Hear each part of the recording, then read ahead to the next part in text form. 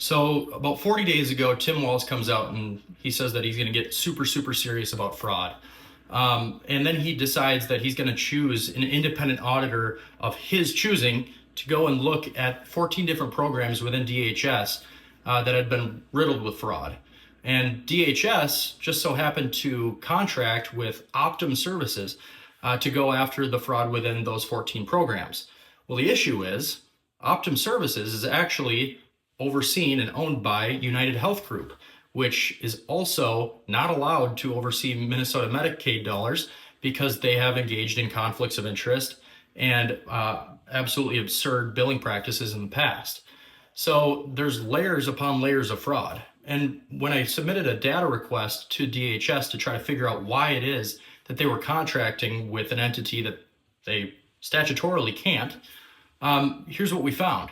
It turns out that George McNulty, who works for DHS, has also worked for, you guessed it, Optum and United Health Group.